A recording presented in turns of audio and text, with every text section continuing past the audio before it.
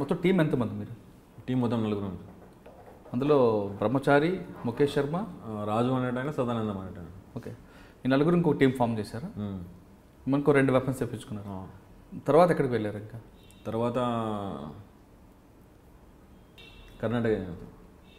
ఎందుకు అంత దూరం? ఎందుకు ఇక్కడ ఉండడానికి సరిపోరేనా? అక్కడ ఉన్నారని తెలిసి అక్కడ పోయినాను సార్. అక్కడ ఒక 40 లక్షలు తీసుకున్నాను. తర్వాత ఇక్కడ సిటీలో ఒక మర్డర్ చేశాను. మర్డర్ ఎందుకు? అంటే ఒక ల్యాండ్ విషయంలో మాట పెరిగింది అన్నట్టు. ఏ పోలీస్ స్టేషన్లో? అయితున్నారు. ఎవరిని మర్డర్ చేశారు? ఆ ల్యాండ్కి సంబంధించిన అతను. అంటే ల్యాండ్ వేరేట్ ఉంది, మ్యాటర్ వేరేట్ అనేది. నేను మాట్లాడడానికి పోయినా, నా పేరు తెలుసు, కానీ ఆ క్యాండిడేట్ నేనని తెలియదు వాళ్ళకి. ఒకసారి 2 సార్లు మాట్లాడిపిస్తే సరే అన్నాడు. కొన్ని డబ్బులు కూడా ఇప్పించిన సార్, 50,000 కూడా ఇప్పించిన సైడ్కి అమ్మని చెప్పని. సరే చూద్దామని అన్నాడు. పోయి చెప్పిన, ఆయనకు చెప్పే చెప్పిన. ఇప్పుడు నాకు 10 కోట్లు ఆస్తుంది సార్, నేనే లేకుండా ఒక ఆశ నా ఏమో రాదు కదా. ఎందుకన్నా నీకు ఉట్టిగా వచ్చింది కదా, దాన్ని వదిలేయని చెప్పంటే నా ముందరికి వచ్చి నువ్వు మాట్లాడతావారా అని చెప్పని కొంచెం ఎక్కువ మాట్లాడాను. మంది అవుతాను ఇట్లే బీర్లు పెట్టి ఉండేది. నా ఏరియాకి వచ్చి నువ్వు నాతో మాట్లాడుతాను కదా, చచ్చిపోడు సంపుడు దాకా మాట్లాడుతాను కదా, ఆడేవాడు చారిగాడు తిరుగుతాడట. ఇప్పుడు నువ్వు వచ్చినావు, నా ఎంబడి ఇప్పుడు 10 మంది ఉంటారు సార్. ఆయన ఎంబడి 10 మంది ఉంటారు, చిటికెత్తి ఇంకో 10 మంది అవుతారు, నీ బాడీలో పీస్ కూడా బయటికి వెళ్ళదని చెప్పి అన్నాడు సార్. అంటే చిటికగారా నోడుతో విలువ అని చెప్పి వేపని తీసిన కొట్టేసిన. నిర్ణయం అన్నట్టు కదా. ఫస్ట్ మర్డర్ అదేనా?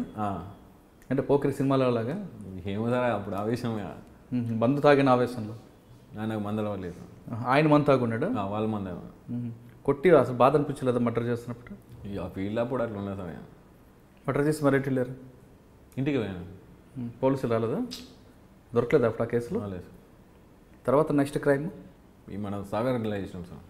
సాగర్లో చేసినాం. ఏంటి? బీడీ ప్రిన్సిపాల్ ఉండే, అతను పోయి బెదిరించాం. ఎందుకు ఆయన ఎందుకు టార్గెట్ చేశారు? అతను ఊళ్ళోకి సంబంధించిన అతను మాకు ఇంటిమేషన్ ఇచ్చిండు. ఓకే. ఏమన్నాడు ఆయన? ఇచ్చిండు సార్ డబ్బులు. ఎంత? 20 లక్షలు. నెక్స్ట్ క్రైమ్ అయితే వాళ్ళ ఆమెకు కానిస్టేబుల్కు కొన్ని లింక్ ఉండే. మా డ్రైవర్ ఏం చేసిండంటే మాకు చెప్పలేదు, అతను ఫోన్ తీసుకొని వచ్చిండు. మళ్ళీ నేను అతనికి ఫోన్ చేసి చెప్పిన, సార్ ఇలా చిన్న మిస్టేక్ జరిగింది, ఎక్కడ సంగారెడ్డి పోయి ఫోన్ చేసిన సార్, అతను నంబర్ కనుక్కొని చేసిన నేను, ఇలా మిస్టేక్ జరిగింది సార్, ఫోన్ తీసుకొచ్చిండు, పంపిస్తా అంటే చెప్పాడు. ఇంకొక 10 లక్షలు కావాలంటే ఇస్తాను, ఫోన్ మాత్రం పడేయండి, నేను సిమ్ బ్లాక్ చేపిస్తా, దయచేసి వాడదు, ఇంకా కావాలంటే 10 ఫోన్లు ఇప్పిస్తా, డబ్బులు కావాలని ఇస్తా అని చెప్పి అన్నాడు. ఎవరు? బీఈడీనా? ఆ ప్రిన్సిపల్ సార్. అంటే ఆయన ఫోన్ తీసుకొచ్చారా? అతని ఫోన్ ఒకటి తీసుకొచ్చింది, నాకు బయటికి పోయిన తర్వాత చెప్పాడు. ఉన్న పరిస్థితులు మళ్ళీ తిరిగి పోలేదు అన్నాడు. ఇప్పుడు వాళ్ళ ఇంటికి పోలీస్ స్టేషన్కి మధ్యలో గోడే ఏం లేదు అంటే వాళ్ళు వస్తారు పోలీసు వాళ్ళు. అట్లాంటి ఇంట్లో పోయినాం. అయితే బయట డ్రైవర్ ఫోన్ తీసుకొచ్చింది, నాకు చెప్పలేదు.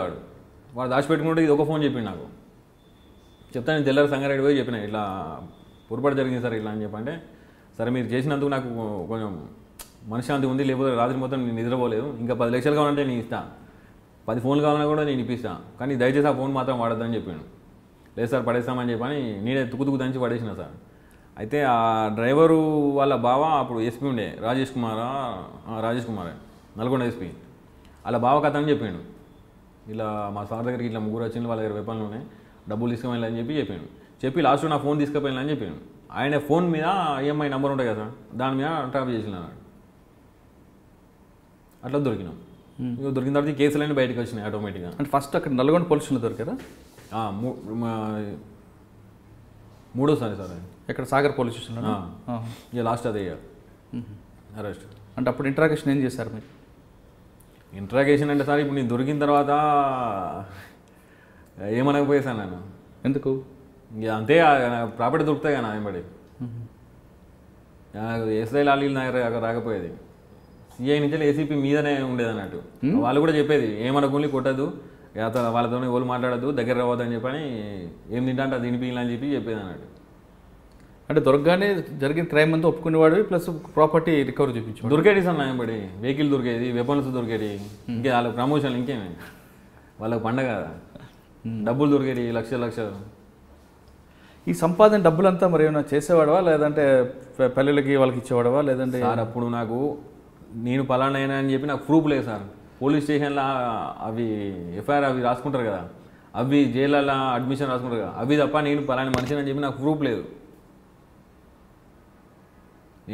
నాకు మా అన్నదమ్ములు కూడా ఎవరు రాలేదు నా దగ్గరికి. కానీ అప్పటికే ప్రేమించి పెళ్లి చేసుకున్నావు కదా మరి ఆమె. నేను వాళ్ళ ఫ్యామిలీ గరీబోలు సార్, వాళ్ళకు కూడా లేకపోయేది అన్నాడు. నేను ఎందుకు అనవసరంగా నా వల్ల వాళ్ళని ఇబ్బంది పెడతానని చెప్పి నేను పోకపోయేది, ఫోన్ కూడా చేయకపోయేది. మరి ఆమె ఎప్పుడు నీకు ఫోన్లో కూడా కాంటాక్ట్ అవ్వలేదు? లేదు సార్. ఆమె కూడా ఎప్పుడు చెప్పలేదా క్రైమ్ చేయొద్దని? అది అట్లాంటి సందర్భం రాలేదు సార్. ఆమెతో 5 నిమిషాలు కూడా నేను మంచిగా మాట్లాడపోయేది, ఎందుకంటే నా మనసులో నాకు ఉండేది కదా సార్.